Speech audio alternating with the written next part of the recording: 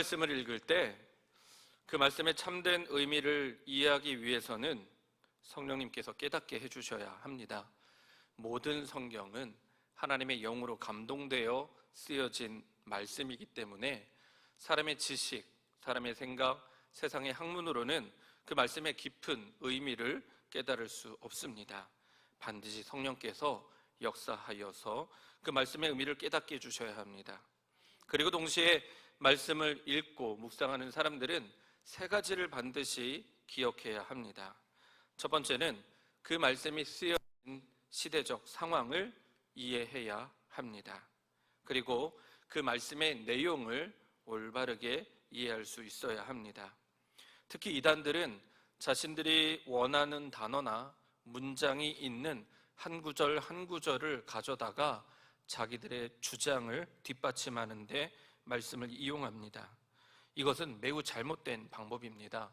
말씀을 읽을 때는 반드시 앞에는 어떤 내용이 있는지, 또 뒤에는 어떤 내용이 있는지, 전체적으로 이 말씀이 어떤 의미인지를 읽어낼 수 있어야 합니다.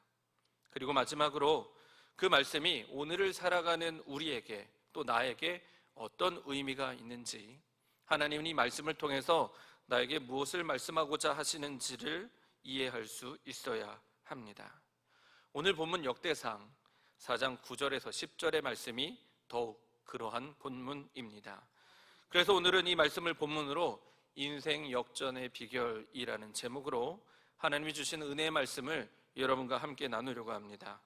여러분의 마음이 열리고 이 말씀이 여러분 마음 가운데 새겨져서 여러분의 인생이 역전되고 하나님의 은총으로 충만하기를 간절히 축원합니다. 구약 성경은 이스라엘 민족의 역사와 뗄래야 뗄 수 없습니다. 그 가운데서도 열왕기상하, 역대상하는 이스라엘의 왕족들의 이야기, 또 다양한 사건들을 기록하고 있습니다. 그런데요, 열왕기상하나 역대상하는 동일하게 이스라엘 왕들의 역사가 기록되어 있는데 내용을 가만히 들여다보면 주장하고 있는 내용들이 사뭇 차이가 있습니다. 열왕기상하는 이스라엘이 멸망을 당한 후에 바벨론으로 포로로 잡혀갔을 때 기록된 말씀입니다. 그렇기 때문에 그 내용의 중심이 왜 이스라엘이 망했는지 그 이유를 밝히는 데 초점이 맞춰져 있습니다. 반대로 역대기는 학사 에스라가 쓰였다고 기록했다고 많은 사람들이 주장하고 있는데요, 학사 에스라는 바벨론 포로기를 마치고 이스라엘로 돌아온 이스라엘 백성들에게 하나님께서 이스라엘을 다시 회복시켜 주실 것이라는 것을 일깨워주고 그들에게 믿음과 소망을 주기 위해서 역대상하를 기록했습니다. 그래서 역대기는요, 그 시작이 아담으로부터 시작되는 족보가 됩니다. 학사 에스라는 역대상 1장부터 9장까지 이스라엘의 모든 족보를 기록해 놓았습니다.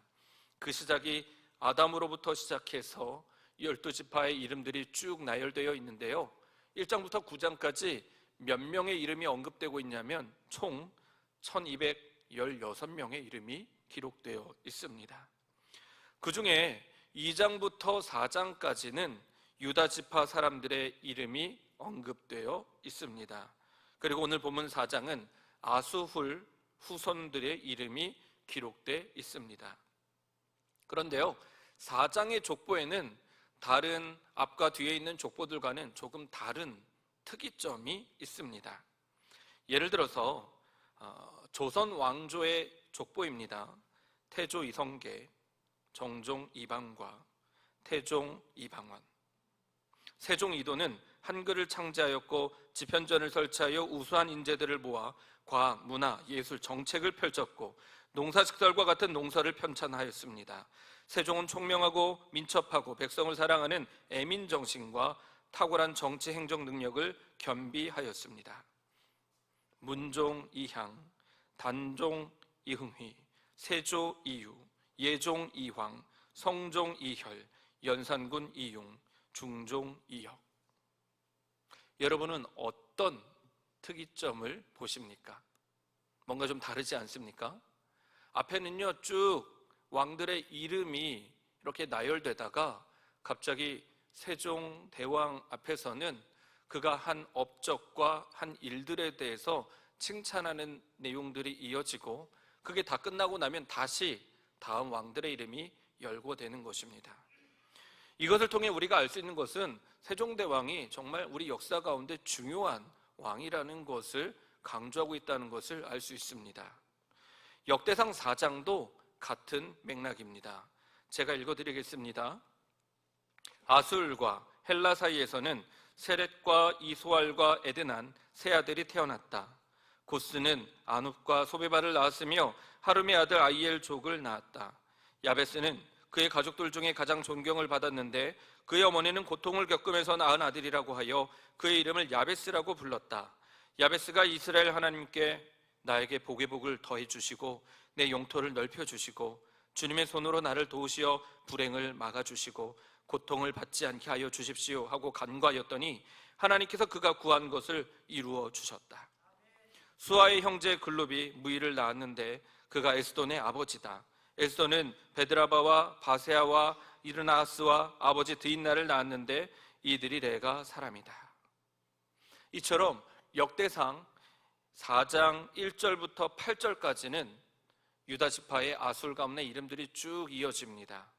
그러다 갑자기 9절 10절에서는 야베스라는 사람이 소개가 되면서 그가 어떻게 태어났는지, 그의 인생은 어떠했는지, 그가 하나님께 어떤 기도를 하였는지 이어지고, 그게 다 끝나고 나면 11절부터는 다시 유다 지파의 가문들의 이름의 족보가 이어지고 있다는 것입니다. 이렇게 기록된 이유는요, 분명히 이유가 있습니다. 그 이유가 무엇이냐? 야베스라는 인물이 굉장히 중요한 사람이라는 것입니다. 하나님은 이스라엘 백성들에게 야베스가 어떤 사람인지, 그가 하나님께 어떤 기도를 했는지 가르쳐주고 싶었던 것입니다. 구약 학자들에 의하면 야베스는 사사시대를 살았던 인물입니다. 당시 이스라엘 백성들은 여호수아를 따라 가나안 땅을 정복했습니다. 하지만 하나님께서 가나안 땅에 사는 가나안 부족 7지파를 다 몰아내라고 하셨는데 이스라엘 백성들은 가나안 부족들을 다 몰아내지 못했습니다. 그리고 결국 그들과 같이 사는 것을 선택했습니다. 사사기 1장 27절로 33절입니다. 므낫세 지파가 주변 마을에 사는 주민을 몰아내지 못하였으므로 가나안 사람들은 그 땅에서 살기로 마음을 굳혔다. 에브라임 지파가 게셀에 사는 가나안 사람을 몰아내지 못하였으므로 가나안 사람이 아직도 게셀에서 그들 가운데 섞여 살고 있다. 아셀 지파가 그 땅의 주민인 가나안 사람과 섞여 산 까닭은 그들을 쫓아내지 못하였기 때문이다. 이렇게 가나안 부족들을 다 몰아내지 못했기 때문에 이스라엘 백성들은 가나안 7부족들과 블레셋, 모압, 암몬, 미디안, 아말렉 등 주변 나라들로부터 엄청난 침략과 공격을 받게 됩니다. 이런 혼란스러운 시기에 한 여인이 아들을 낳았습니다. 그리고 그 아들의 이름을 야베스라 하였습니다. 야베스라는 이름은 고통이라는 뜻입니다. 보통 자녀들이 태어나면 이름을 지어줄 때 좋은 이름을 지어주지 않습니까?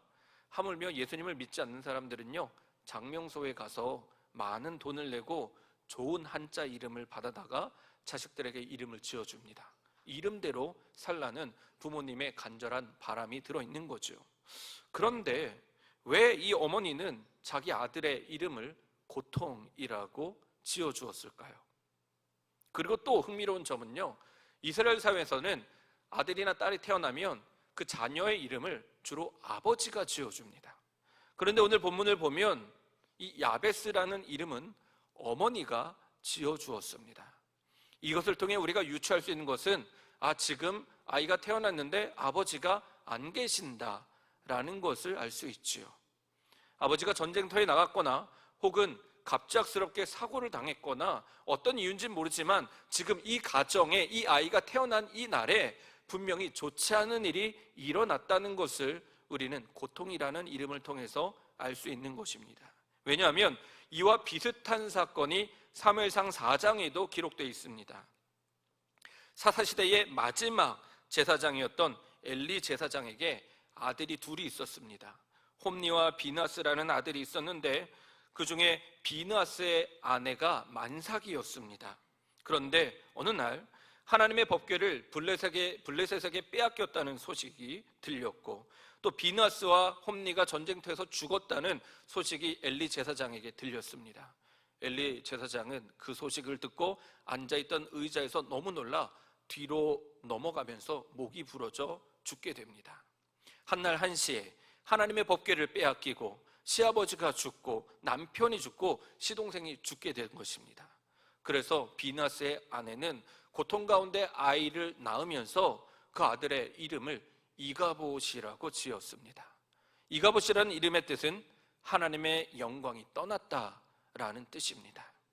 아들을 낳았는데요, 아들의 이름이 하나님의 영광, 하나님께 영광을 받은 사람이라는 좋은 이름을 붙여도 뭔가 좀 부족할 텐데 자기 아들의 이름을 하나님의 영광이 떠났다라고 지어준 것입니다. 왜냐하면 그날 그 나라 민족에게 또 그 가정에게 정말 안타깝고 끔찍한 일이 일어났기 때문입니다. 이를 통해서 우리가 알 수 있는 것은 이스라엘 사람들에게는 태어난 아이의 이름을 보면 그날 혹은 그 가정 혹은 그 사회에 어떤 일이 일어났는지 유추할 수 있기도 하다는 것을 이름을 통해 알 수 있습니다. 이처럼 사사시대를 살았던 야베스가 태어났던 날에도 이런 비슷한 일이 일어났을 것입니다. 그러니까 아들의 이름을 고통이라고 지었겠지요. 야베스는 고통 속에서 태어나서 이름이 고통이 되었고, 어린 시절부터 주변 사람들에게 이름 때문에 엄청 놀림을 받았을 것입니다. 고통이 지나간다, 고통이다, 저 아이 때문에 저 가정에 고통이 임했다. 동네 어른들도 그 아이를 보면서 혀를 쯧쯧쯧 차면서 그 아이를 불쌍하게 바라보고 그 아이의 기구한 운명에 대해서 서로 이야기하였을 것입니다. 하지만 야베스가 자라는 동안에 야베스는 사람들이 자기 이름을 고통이라고 부를지언정 자기 이름에 절대로 매이지 않았습니다. 야베스의 이름을 고통이라고 번역을 해서 9절 말씀에 앞과 뒤를 바꾸어서 제가 읽어드리겠습니다. 그의 어머니는 고통 속에서 아들을 낳았다. 그래서 아들의 이름을 고통이라고 불렀다. 그러나 고통이는 그의 가족들 중에서 가장 존경을 받았다. 고통이라는 이름의 야베스는 태어났을 때의 상황과 형편에 갇히지 않았습니다. 좌절하거나 낙심하지 않았습니다. 이스라엘 사회에서 아버지가 없이 태어났다는 것은요, 인생이 매우 힘들다는 것을 의미합니다. 우선 경제적으로 부양해 줄 가장이 없기 때문에 어머니는 아이를 위해서 허드렛 일을 해야 했습니다. 또는 룻기에 나오는 나오미와 룻처럼 다른 사람의 밭에 가서 떨어져 있는 이삭을 주워다가 자식을 먹여야 했습니다. 그것마저도 없을 때는 부잣집에 가서 스스로 하인이 되어야 했습니다. 그런데 9절에 고통이라는 이름의 야베스가 어떻게 소개됩니까? 그의 가족들 중에서 가장 존경을 받는 사람이 되었다고 기록하고 있습니다. 여기서 존경받았다라는 표현을 히브리어로 직역하면 자기 가문 중에서 가장 귀중한 사람, 가장 부유하고 영향력 있는 사람이 되었다라는 뜻입니다. 그렇다면 야베스가 어떻게 인생 역전을 할 수 있었겠습니까? 그 비결이 10절에 있습니다. 야베스가 이스라엘 하나님께 나에게 복의 복을 더해 주시고 내 영토를 넓혀 주시고 주님의 손으로 나를 도우시어 불행을 막아 주시고 고통을 받지 않게 하여 주십시오 하고 간구하였더니, 고통이란 이름의 야베스는 자기 자신의 고통스러운 그 현실을 절망하기보다 고통스러운 삶에 그저 아무 힘 없이 순응하는 삶을 살기보다 자기 자신의 이름과 자기 자신의 처지와 형편을 기도의 동력, 기도의 재료로 삼았습니다. 우리 표준 세번역 성경이 번역이 잘 되어 있는데요, 이 9절 10절 말씀에 의역된 부분이 조금 있어서 히브리어 성경을 직역해서 한 구절씩 말씀드리겠습니다. 먼저 첫 구절입니다. 야베스는 소리질러 부르짖었다. 야베스가 이스라엘의 하나님께 라는 말씀입니다. 소리질러 부르짖었다. 야베스가 이스라엘의 하나님께. 고통이 야베스에게 어떻게 가문에서 가장 존귀하고 부유하고 영향력 있는 사람이 되었을까요? 이 야베스라는 이름을 가지고 있는 이 고통스러운 인생을 살고 있는 사람이 어떻게 자기 가문에서 가장 존귀하고 영향력 있는 사람이 되었냐는 것입니다. 오늘 성경에는 그가 돈을 열심히 벌었다, 그가 공부를 열심히 했다, 그가 운동을 열심히 했다, 그는 다른 사람들보다 남다른 예술적 감각을 가지고 있었다라고 기록하고 있지 않습니다. 오히려 그는 이스라엘의 하나님께 부르짖었다고 기도하고 있습니다. 세상적 관점에서는 돈이 많아야 하고 능력이 많아야 하고 똑똑해야 하고 남들보다 탁월한 재능이 있어야 부유하고 영향력 있는 사람이 될 수 있습니다. 그런데 오늘 본문은 다르게 이야기하고 있습니다. 역대기는 아까 서두에 말씀드린 대로 70년 바벨론 포로기를 마치고 이스라엘 땅으로 돌아온 이스라엘 백성들에게 여호와 하나님만을 믿고 의지하면 이 나라 이 민족이 다시 부흥하게 될 것이라는 그런 소망을 주기 위해서 에스라가 쓴 역사서입니다. 이스라엘 백성들이 70년 포로기를 마치고 고향 땅으로 돌아왔을 때 그들 앞에 펼쳐져 있는 고향 땅은 자기네들이 생각했던 그런 고향 땅이 아니었습니다. 이미 전쟁으로 인해서 황폐화되었고 모든 집이 무너졌고 심지어 그들이 그토록 간절히 사모했던 예루살렘 성전도 돌 하나 남김없이 다 파괴된 상황이었습니다. 꿈을 가지고 돌아왔지만 눈앞에 펼쳐진 현실은 절망과 좌절이었고 심지어 그 땅에는, 자기가 살던 땅에는 이방 민족들이 자리를 잡고 살고 있었습니다. 척박한 고향 땅에 돌아온 이스라엘 백성들에게 학사 에스라는 그들에게 소망을 주고 싶었습니다. 그들에게 우리가 하나님을 믿고 의지하면 우리가 다시 일어설 수 있다라는 그런 확신을 심어주고 싶었습니다. 그래서 그 시작으로 족보를 기록하기 시작했고, 족보를 이어나가는 중에 야베스라는 인물이 이름이 쓰여질 때 이 사람의 삶을, 이 사람의 기도를 이스라엘 백성들에게 소개하고 싶었던 것입니다. 비록 고통 속에서 고통이라는 이름을 가지고 태어났지만 고통이라는 이름의 야베스는 삶에 순응하기보다 오히려 고통 속에 몸부림치며 하나님께 부르짖어 기도함으로 인생을 역전시키고 그의 가문 가운데 가장 존귀한 자, 하나님께 가장 귀하게 쓰임받는 그런 하나님의 귀한 일꾼이 되었다는 것을 전하고 있는 것입니다. 야베스의 인생 역전의 비결, 그것이 무엇입니까? 하나님께 부르짖어 기도한 것입니다. 그런데 야베스가요, 하나님께 기도할 때 전능하신 하나님, 창조주 하나님, 여호와 니시의 승리의 하나님을 부르지 않았습니다. 오늘 9절 보면 야베스는 이스라엘의 하나님께 부르짖었다고 기록하고 있습니다. 왜 하필 이스라엘의 하나님을 찾았을까요? 능력이 많으신 하나님, 강하고 담대하신 하나님, 이런 하나님을 불러야 할 터인데 왜 하필 이스라엘의 하나님이었을까요? 이스라엘의 하나님이라는 외치면은요, 출애굽 시절 시내산에서 하나님과 이스라엘 백성들이 맺었던 언약, 그 언약을 기억하게 하는 마음이 담겨 있습니다. 출애굽기 19장 3절로 6절 말씀입니다. 너는 야곱 가문에게 이렇게 말하여라. 이스라엘 자손에게 이렇게 일러주어라. 이제 너희가 정말로 나의 말을 듣고 내가 세워준 언약을 지키면 너희는 모든 민족 가운데서 나의 보물이 될 것이다. 온 세상이 다 나의 것이다. 그러므로 너희는 내가 선택한 백성이 되고 너희의 나라는 나를 섬기는 제사장 나라가 되고 너희는 거룩한 민족이 될 것이다. 아멘. 뿐만 아니라 모세가 이스라엘 백성들을 이집트에서 끌어내기 위해서 바로에게 처음 찾아갔을 때 이렇게 말했습니다. 그 뒤에 모세와 아론이 바로에게 가서 말하였다. 주 이스라엘의 하나님이 말씀하시기를, 주 이스라엘의 하나님이 말씀하시기를 나의 백성을 보내라. 그들이 광야에서 나의 절기를 지켜야 한다 하셨습니다. 그러니까 야베스는 이스라엘의 하나님께 출애굽 시절 맺어주셨던 그 언약을 기억해달라고 모세가 의지했던 이스라엘 하나님을 부르짖으며 그때 맺어주셨던 언약을 기억하며 이 백성을 도와달라고 외치고 있는 것입니다. 그럼 야베스가 이스라엘의 하나님께 무엇을 이루어달라고 외쳤을까요? 그 다음 구절입니다. 반드시 복을 주십시오 나에게. 이스라엘 하나님께 외쳐 부르짖으면서 간구한 것이 반드시 복을 달라는 것입니다. 고통이라는 이름의 야베스는 자신의 인생을 역전시켜 줄 만한 복을 주시는 분이 이스라엘의 하나님이라고 믿었습니다.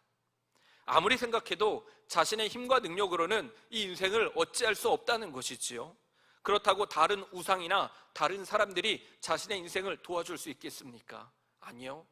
자기를 낳아주신 의지할 만한 어머니조차도 자기 이름을 고통이라고 이름 지어 주었고, 지금 야베스가 살고 있는 그 가나안 땅은 주변의 이방 민족들, 우상을 섬기는 이방 민족들 때문에 끊임없이 고통을 당하고 있었습니다.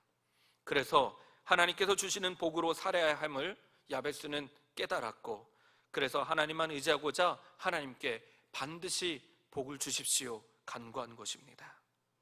그러면 야베스가 하나님께 어떤 복을 구했습니까? 그 다음 구절입니다. 넓혀 주십시오 경계를 나에게.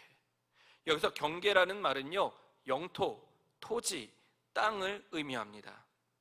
그래서 이 부분 때문에 정말 적지 않은 많은 성도님들이 하나님께 기도할 때, 하나님 나에게 땅을 주십시오, 하나님 나에게 집을 주십시오, 하나님 야베스에게 땅을 주셨듯 나에게도 아파트 분양권을 주십시오, 이렇게 기도를 합니다. 아멘? 맞습니다. 네, 아멘요. 그렇게 기도하면 하나님께서 이루어 주실 줄 믿습니다. 그런데요, 야베스의 기도는 단지 물질적인 재산을 늘려달라는 그런 의미를 넘어서서 더 큰 복을 달라는 기도가 담겨 있습니다. 여기서 나에게라는 단어는 단지 야베스 개인만을 의미하지 않습니다. 이때 당시 이스라엘 백성들은 사사시대를 살고 있었고, 가나안 정복 전쟁을 끝내지 못했기 때문에 주변 나라들, 주변 민족들에게 끊임없이 공격당하고 핍박당했습니다. 그들이 열심히 농사를 지으면 그 수확물을 빼앗겼고, 정성을 들여 가축을 기르면 그 가축도 빼앗겼고, 심지어 그들의 땅도 집도 빼앗기는 상황이었습니다. 왜 그렇게 됐습니까? 하나님께서 다스리지 못하고 계셨기 때문입니다. 그래서 야베스가 목이 터지도록 하나님께 외치며 간건 것은, 하나님 나에게 반드시 복을 주시되 땅을 넓혀 주십시오라고 기도한 것입니다. 이때 땅이라는 것은 물리적인 땅이 아니라 하나님이 통치하시는 땅, 하나님이 왕이 되어 주셔서 하나님이 다스리시고 지키시고 보호하시는 영토가 늘어나게 해달라는 간절한 간구였습니다.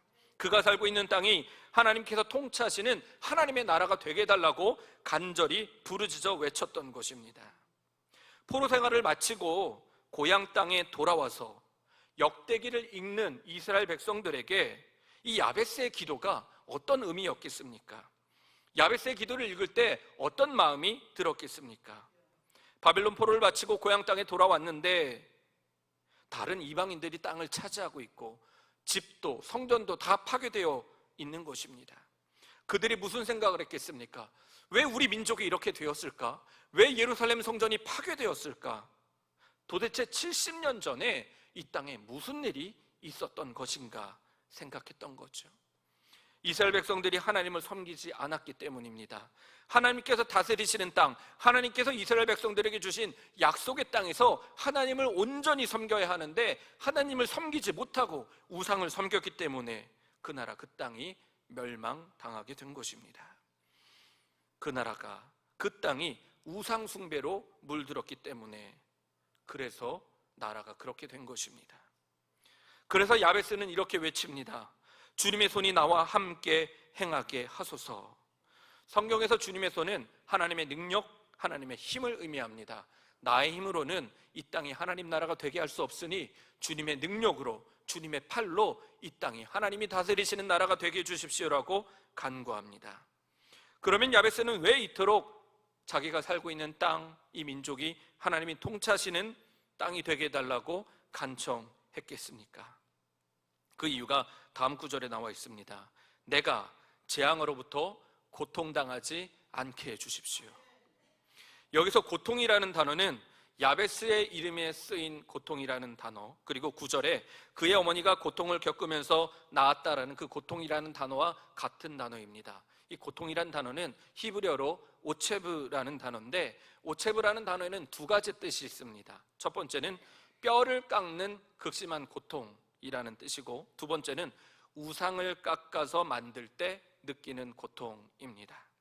그러니까 야베스의 어머니는 극심한 고통 속에서 아들을 낳았고, 야베스는 고통이란 이름을 가지고 정말 말도 안 되는 힘든 상황 가운데서 고통을 겪었습니다.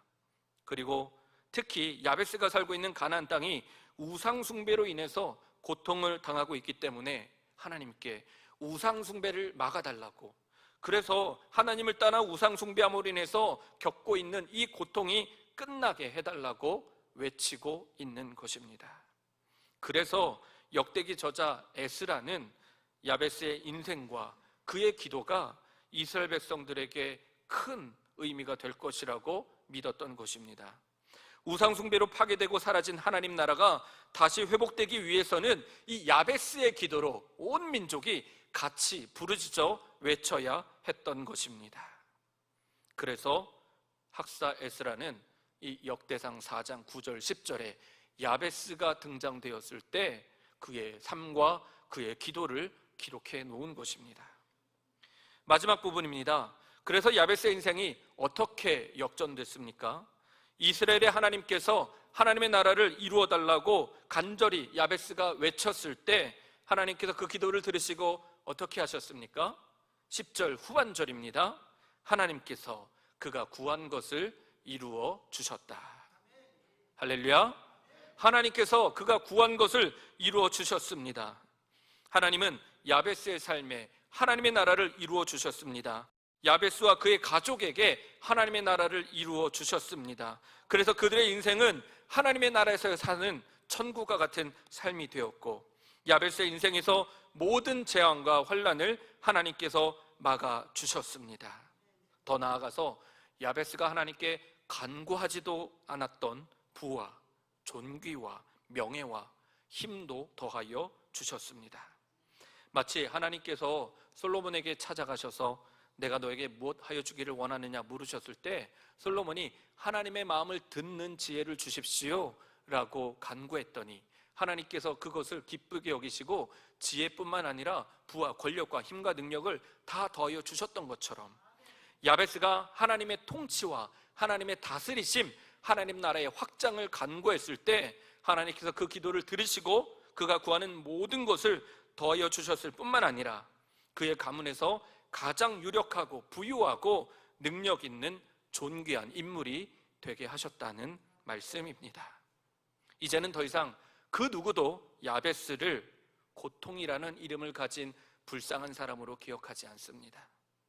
야베스는 하나님께 놀라운 복을 받은 인생 역전의 주인공으로 기억됩니다. 뿐만 아니라 수천 년이 지난 지금 오늘에도 정말 많은 믿음의 사람들이 야베스의 기도를 가지고 하나님께 기도하며 나아가고 있습니다. 말씀을 정리하겠습니다. 그렇다면 이제 오늘을 살아가는 여러분들에게 야베스의 기도는 어떤 의미가 있습니까? 그리고 오늘 우리 장위교회에 이 야베스의 기도는 어떤 의미가 있습니까? 하나님께서 오늘 우리에게 이 야베스의 기도의 말씀을 주신 이유가 분명히 있을 텐데 그 이유가 무엇이겠습니까? 예수님께서 산상수훈에서 이렇게 말씀하셨습니다. 마태복음 6장 31절로 33절 말씀입니다. 그러므로 무엇을 먹을까, 무엇을 마실까, 무엇을 입을까 하고 걱정하지 말아라. 이 모든 것은 이방 사람들이 구하는 것이요 너희의 하늘 아버지께서는 이 모든 것이 너희에게 필요하다는 것을 아신다. 너희는 먼저 하나님의 나라와 하나님의 의를 구하여라. 그리하면 이 모든 것을 너희에게 더하여 주실 것이다. 이 말씀이 예수님께서 들려주시는 예수님 버전의 야베스 기도입니다. 예수님도 우리가 야베스처럼 간절히 부르짖어 기도하기를 원하십니다. 먹을 것, 마실 것, 입을 것을 구하기보다 돈과 명예, 부와 권력, 개인적인 성공을 구하기 전에 먼저 하나님의 나라를 구하라고 가르쳐 주십니다. 여러분의 삶에, 여러분의 가정에 하나님의 통치하심, 하나님의 다스리심이 선포되기를 기도하라고 가르쳐 주시는 것입니다. 모든 우상을 버리고 하나님을 온전히 믿는 삶, 하나님을 예배하는 삶이 곧 야베스가 받아 누리는 그 복을 누릴 수 있는 인생의 비결임을 믿으시기 바랍니다. 그렇다면 무엇이 우상입니까? 하나님이 우리에게 가르쳐 주셨습니다. 하나님보다 더 좋아하게 되는 것이 우상이라고 말씀하십니다. 하나님보다 더 앞서는 것이 우상이라는 것입니다. 가장 대표적으로 물질이 우상이 될 수 있습니다. 예수님은 하나님과 재물을 겸하여 섬길 수 없다 말씀하셨고, 돈을 사랑하는 것은 모든 악의 뿌리가 된다고 하셨습니다. 또 내가 하고 있는 일이 우상이 될 수 있습니다. 사울왕은 자신의 왕의 직분을 하나님의 말씀보다 더 중요하게 여겼습니다. 그래서 하나님의 말씀에 불순종하면서까지 자기의 왕위를, 왕의 자리를 지키려고 했습니다. 그 결과 하나님의 말씀을 어겼고 하나님을 떠났고 하나님께 버림받게 됩니다. 때때로 자식과 가족이 우상이 될 수도 있습니다. 아브라함은 100세 이삭을 얻었는데요, 15년 이상을 하나님을 찾지 않았습니다. 그래서 하나님께서 아브라함을 시험하기 위해 이삭을 하나님께 바치라고 말씀을 하기도 하셨습니다. 솔로몬은 아내들의 강요에 의해서 우상을 섬기게 되었습니다. 그리고 결국 하나님을 떠나기까지 했었습니다. 이처럼 내가 하고 있는 일이나 가족, 자식, 돈, 그 무엇이든 하나님보다 앞서면 그것이 곧 우상이 될 수 있다는 것입니다. 그런데 무엇보다 가장 큰 우상은 바로 나 자신이 될 수 있음을 기억하시기 바랍니다. 개인주의, 이기주의가 성도들의 신앙을, 여러분의 신앙을, 우리 장의교의 신앙을 흔들어 놓을 수 있다는 것입니다. 하나님을 위해서 내가 존재하는 것이 아니라 하나님이 나를 위해서 존재한다라고 생각하게 하는 것이 바로 이기주의입니다. 어느 때부턴가 나도 모르게 하나님을 위해 시간을 들여 예배하고 섬기고 봉사하던 그런 일들이 이제는 내가 쉬고 즐기는 것보다 더 소홀하게 되었다는 것이지요. 내가 쉬고 먹고 즐기는 것이 하나님을 예배하고 하나님을 섬기는 것보다 더 중요한 시대가 되어가고 있습니다. 이게 바로 우상입니다. 내가 만들어내는 행복은 모래성처럼 비가 오거나 바람이 불면 한순간에 무너집니다. 그 역사의 증거가 바로 이스라엘 백성들의 역사입니다. 사랑하는 성도 여러분, 고통이라는 이름의 야베스가 어떻게 인생의 역전이 되었습니까? 그가 어떻게 그의 가문 가운데서 가장 존귀하고 영광스러운 사람이 되었습니까? 하나님께서 그가 구하는 것을 허락하셨는데 그가 하나님께 무엇을 구하였습니까?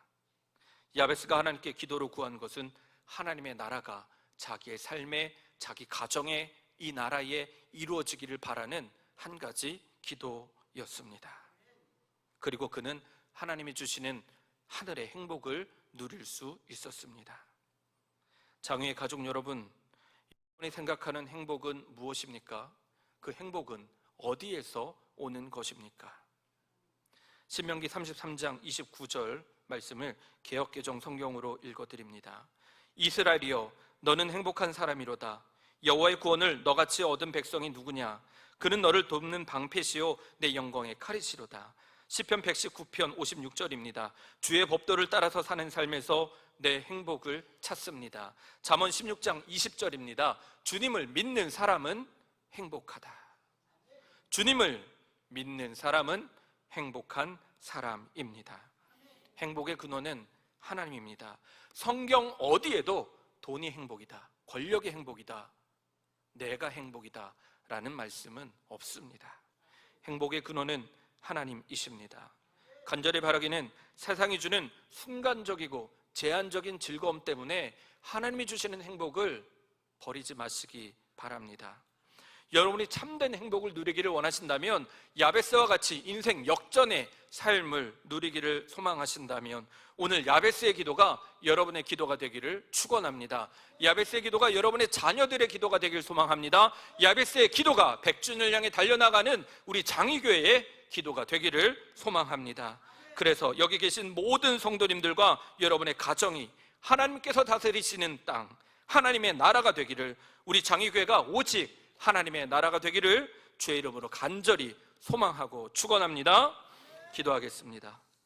좋으신 하나님, 우리가 주님께 간절히 부르짖어 기도하오니 하나님, 이 장의교회가, 우리 장의교회 모든 성도님들과 성도님들의 가정과 모든 삶의 자리가 하나님이 다스리시는 하나님의 땅, 하나님의 영토, 하나님의 경계가 되게 하여 주옵소서. 그리하여 야베스에게 허락하신 그 복이 우리 모든 성도님들의 삶에 충만하게 이루어지게 하여 주옵소서. 감사하며 예수님의 이름으로 축복하며 기도합니다. 아멘.